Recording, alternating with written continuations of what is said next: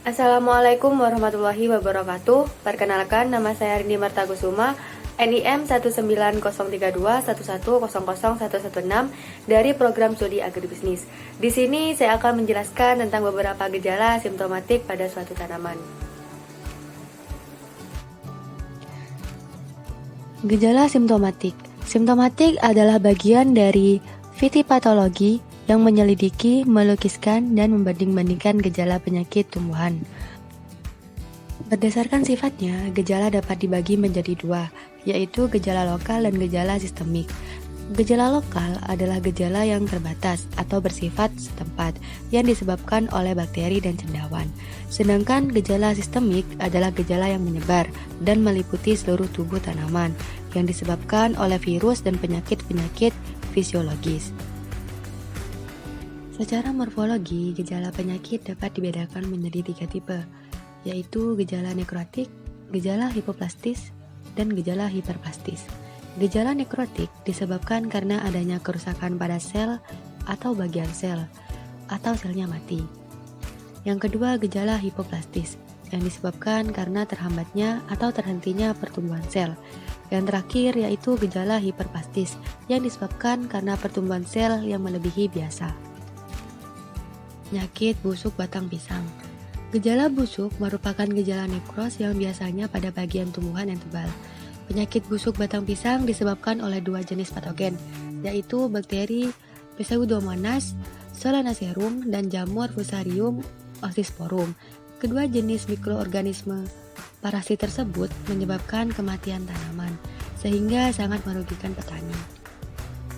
Tingkat serangan yaitu tingkat serangan tinggi, karena 75% batang pisang terserang penyakit busuk batang pisang.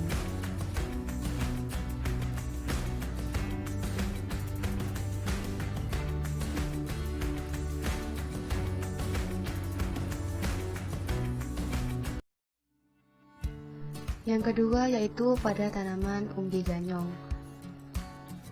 Di sini gejala yang terlihat yaitu gejala nekros, yaitu matinya sel atau sekumpulan sel yang terbatas pada jaringan tertentu sehingga membentuk bercak-bercak berwarna coklat atau hitam yang kemudian dapat menjadi kelabu keputih-putihan. Terkadang pada bercak tersebut terbentuk garis-garis kontris. Bercak daun yang disebabkan oleh organisme Fusarium pada daun, yang dimana daun terdapat gejala bercak bulat dan pinggiran bercak tidak beraturan, serta dikelilingi garis berwarna kekuningan dengan bagian tengah yang kering. Lalu pada tanaman ganyong, tingkat serangannya yaitu tingkat serangan tinggi, di mana 75% daun ganyong telah terkena penyakit tersebut.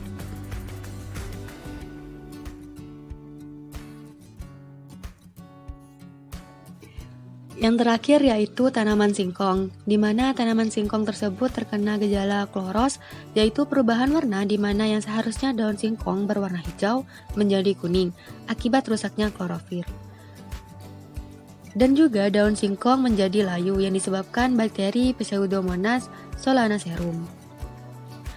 Tingkat serangannya yaitu tingkat serangan rendah, karena daun yang terkena gejala tersebut hanya 10%.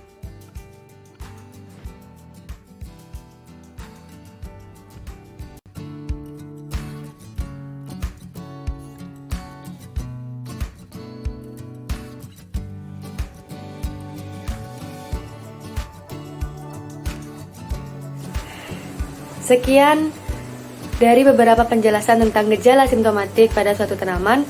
Kurang lebihnya mohon maaf. Wassalamualaikum warahmatullahi wabarakatuh.